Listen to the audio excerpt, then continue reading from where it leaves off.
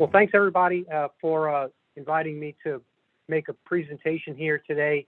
Wanted to put it in context of strategic endpoints of where the NICE project work could be inserted into DoD and military installation decision making for enabling installations to support Army modernization and multi-domain operations. So the whole reason why the installations are there is to support Army modernization and multi-domain operations. Army modernization meaning that there's like 8 different cross-functional teams that are out there improving things like long-range precision fires, future of vertical lift, enhanced warfighter capabilities, and so on, cyber and networks and things. So they're modernizing how the Army will fight into the future. And also there's a concept of multi-domain operations, meaning land, sea, air, space, and cyber, which all need to work together in a coordinated way within and across military organizations under DoD to execute contingency operations and combat in theater. And so vital to that is the modernization of installations for an MDO ready workforce that has the equipping and resilience to be competitive against any adversary.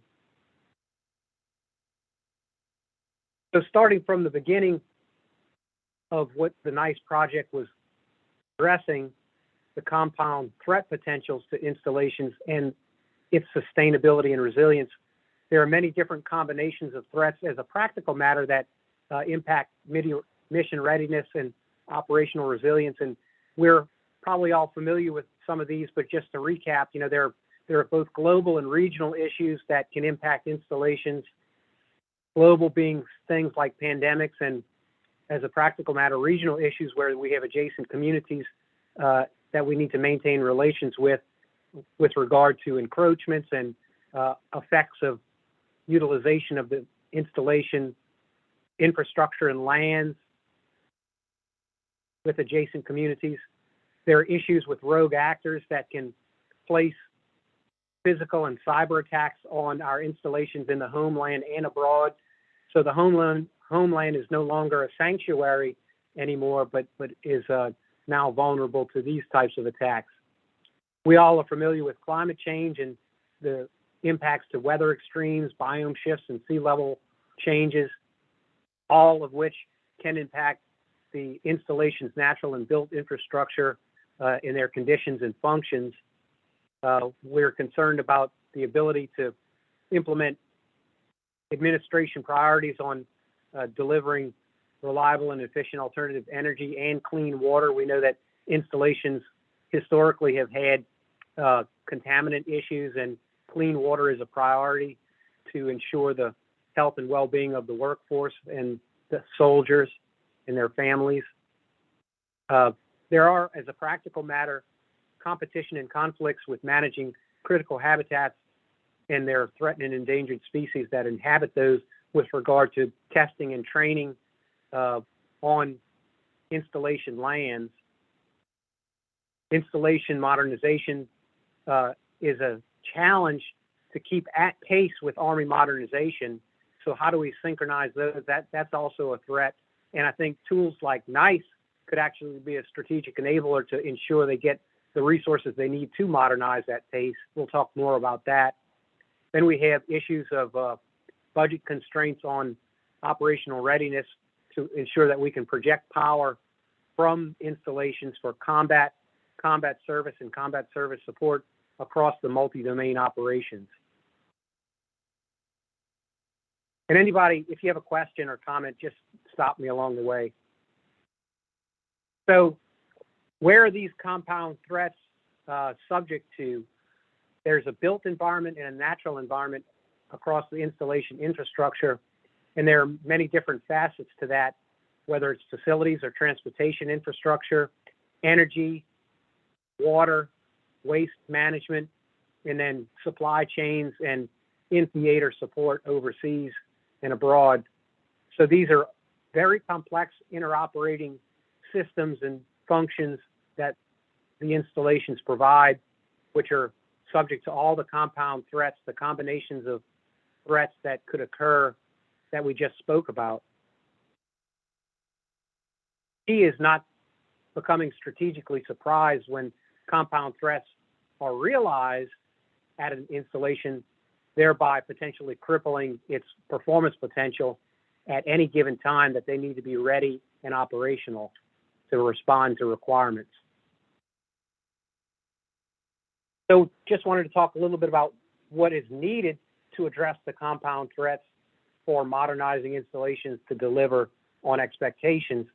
That would be beyond risk assessment and management, sustainability and resilience. And so we see from this graphic here, we have different phases of preventing and protecting against hazards, withstanding the hazard or the disruption, responding during the event, recovering, and then ultimately adapting. And into the future, depending on how we adapt to provide for resilience, it could be a sustainability problem if we are not adapting resiliently to ensure that sustainability into the long term is realized.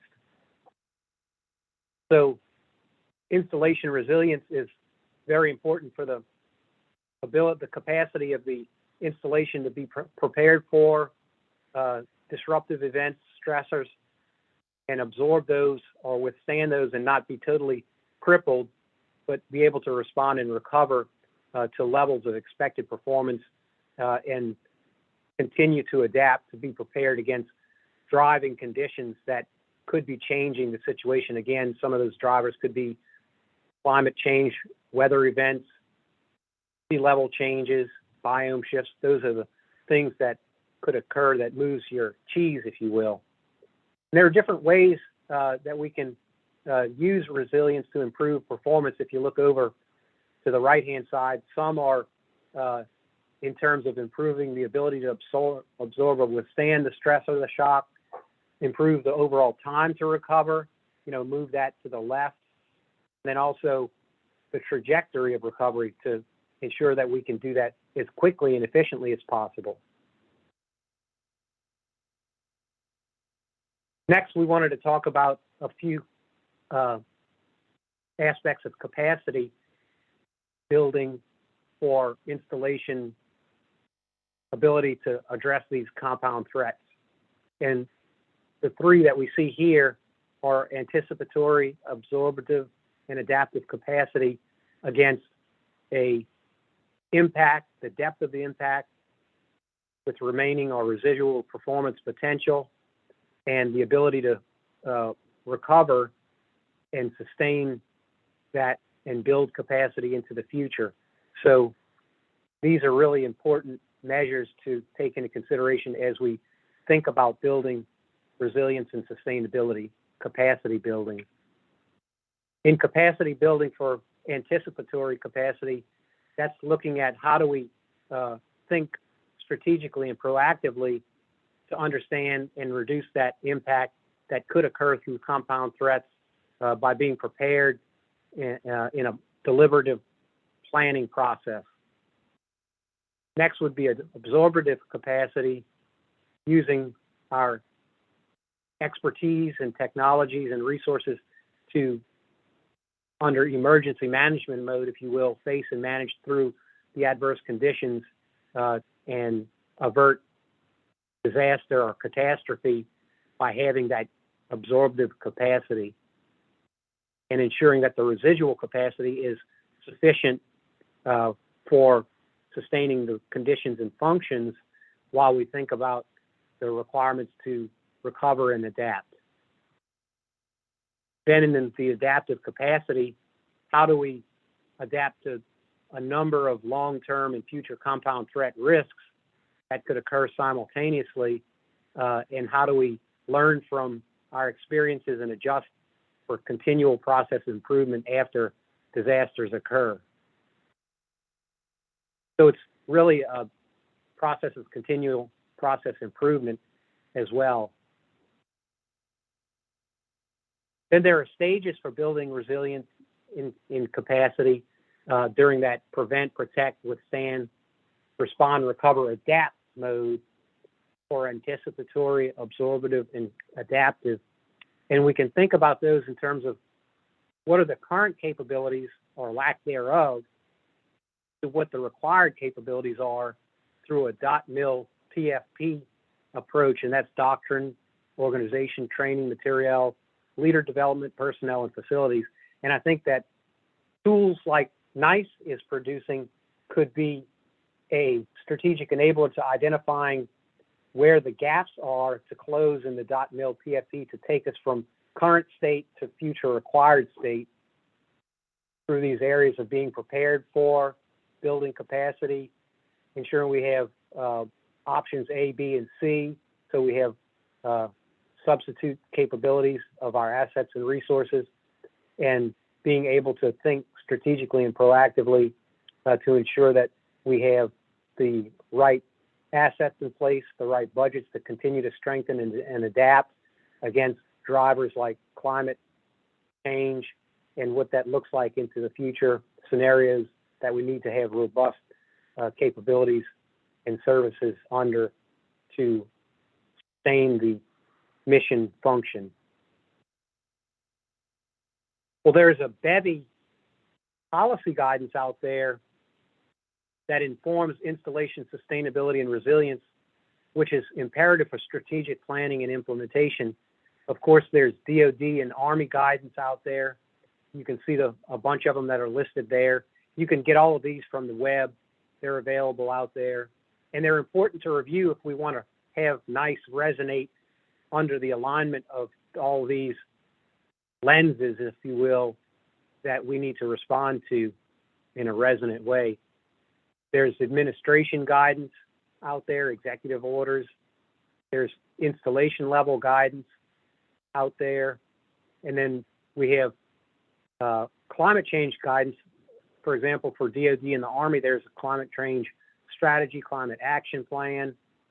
We have, as a practical matter, regulatory considerations that agencies at the federal and state level have that regulatory oversight on for installations, and so we need to be responsive to that. USACE has recently put out R&D priorities, which are strategic enablers to inform strategic planning and implementation at installations for sustainability and resilience. This all is important for the installation to make decisions and then formulate POM response to guidance that is put out there, the program objective memorandum, which is how they obtain funding to operate and maintain installations sustainably and resiliently. So the NICE tool will be very important to align under all of these guidance documents and allow for installations to be competitive and compelling in submitting POM budget requests so that they can accomplish and realize sustainable and resilient end state. And I think this goes back to one of the comments that Arup mentioned in the IPR for us to have nice connectivity into the relevant end uses that it will provide once it's available. Stepping down a little bit into the Army installation strategy, which was issued in December of 2020, a very important document that lays out the primary objectives of the Secretary of the Army. They there talk about putting installations on a sustainable path. So we have lots of key words here that are relevant to the NICE project. Data-centric, very important piece there. You know, we would provide data and facts coming out of NICE that are news that they can use. Continuing to build resilience against climate change. Building a positive command climate at scale. Reducing harmful behaviors and adapting the way we recruit and retain talent. Those are 4, 5, and 6 are probably maybe indirectly applicable, but certainly by doing the first 3, you're going to help inform the second 3. And over to the right, you can see that the issues of concern are homeland is no longer a sanctuary, it's contested. We need to support the military in achieving multi-domain operations across all of the military branches of services to support the combatant commands in theater, in land, sea, air, space, and cyber through the appropriate technologies that are out there to integrate those and be prepared for these global and regional issues that can hit us, both for warfighting and humanitarian missions going forward. The AIS, our Army Installation Strategy, has 4 lines of effort. We'll talk a little bit about that and where we think NICE fits in. We have take care of people, strengthen readiness and resilience, modernize and innovate, and promote stewardship, which produces collectively an end state for modern, resilient, and sustainable installations.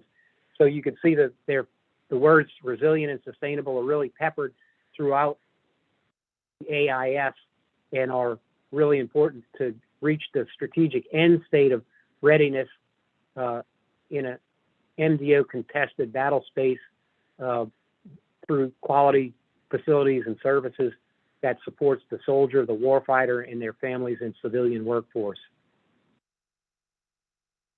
Kind of stepping into the AIS a little bit more of the strategy framework, we'll focus in on line of effort number 2, strengthen readiness and resilience, and in particular, adopt resilient systems, all towards the strategic end state. And drilling down into adopt resilient systems is where we believe, at least in part, NICE could be an enabler. There may be other areas that are related to, and we'll get to that as well. For example, in modernize and innovate, that kind of goes hand in hand with strengthen readiness and resilience through resilient systems that we would adopt.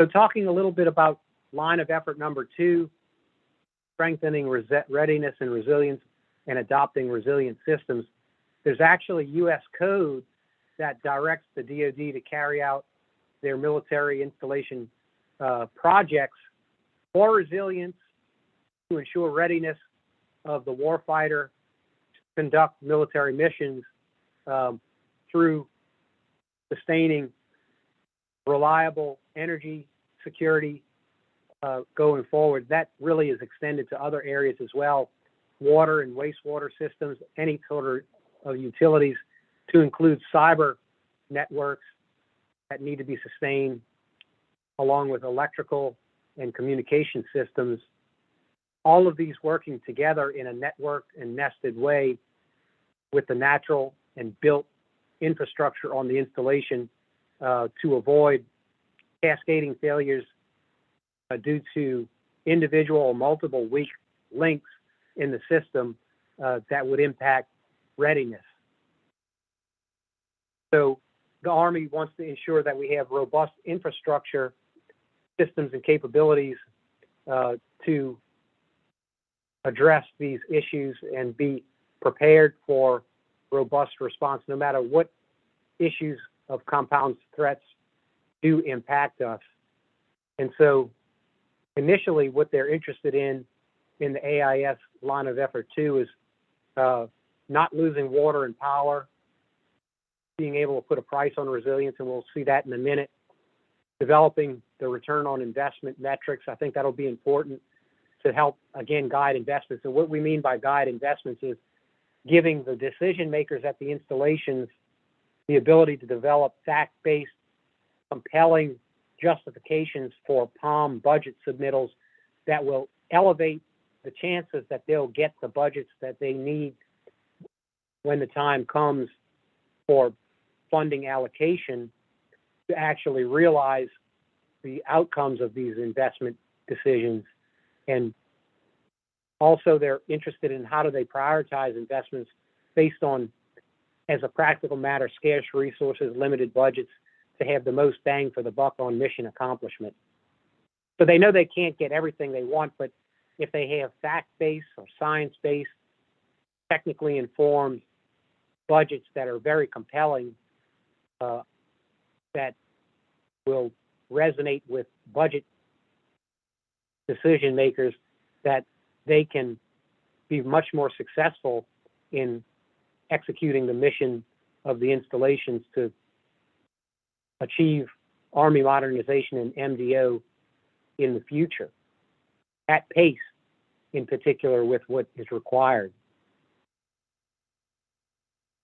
The implementation plan for AIS has a governance structure, and this is really important because we need to know who's got control over decisions to even consider leveraging NICE going forward to get to those folks and be able to present the business case that you've got capabilities that will inform their very own AIS strategy and implementation plan.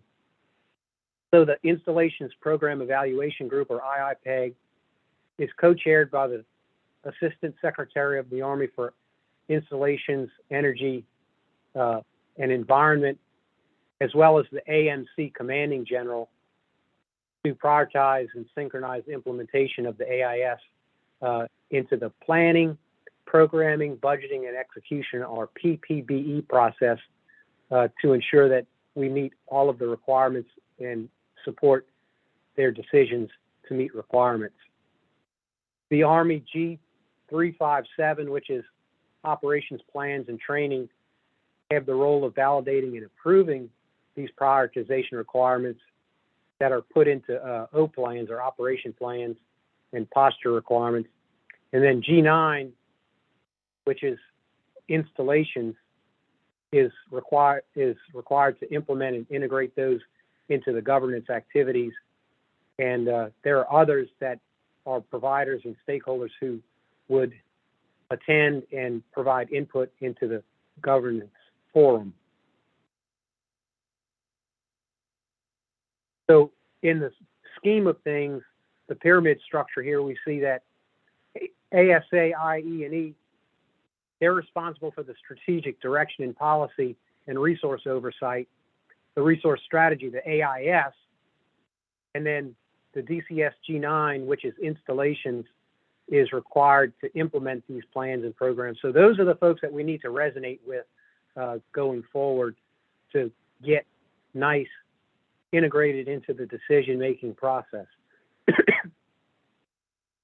And this is important, especially as it relates to a nexus to USACE, U.S. Army Corps of Engineers, because under the military directorate of the Corps, we are the public engineer of choice for installations at Army to design and construct the facilities that they decide for budgeting and get funded to execute.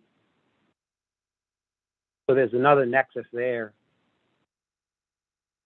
The implementation plan has an execution timeline. It's a near to mid to far term.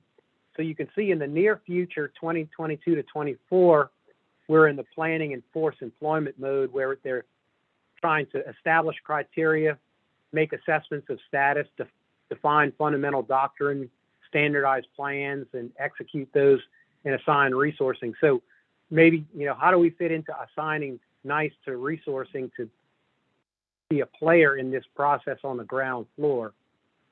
Then in the midterm, they're looking to actually, through 2025 to 2030, actually plan and develop the force, track the progress, apply standards, adapt, and execute the program. Then in the far term, the 2020 to 2040, that is to meet the Army of 2040. That is a Army modernization objective. So at this point, we're trying to realize all of this modernization into place of the AIS installation plan, implementation plan.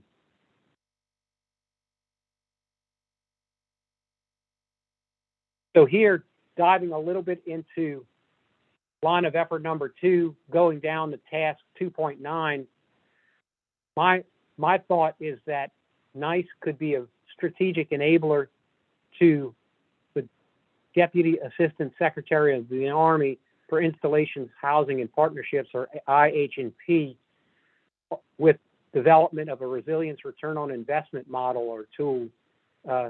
It says here by the end of FY23. I'm not sure they're going to make that target because in talking with our liaison at ASA IE&E, they haven't even started on that process, but they're asking for a tool that could benchmark against industry examples in insurance to enable the Army installation enterprise to price out the value of resilience investments and make decisions on those that address their priorities and manage risks and provide for robustness and resilience and sustainability. So this would seem like an opportunity to look at going forward.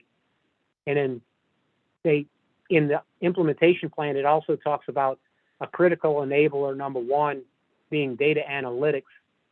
So that fits nicely into NICE, if you will, pardon the pun, because they're looking to inform the PPBE process, or planning, programming, budgeting, and execution process on, how do they get the most bang for the buck out of time, money, and people resources to reach their end state goals into 2035, 2040.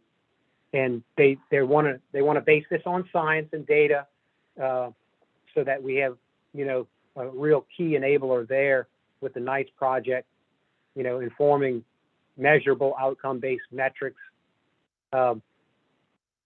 They're looking to follow the Army Business Management Plan to achieve the organizational results and be prepared to respond to the needs, especially where there may be rapid change, and exchange best practices across the enterprise.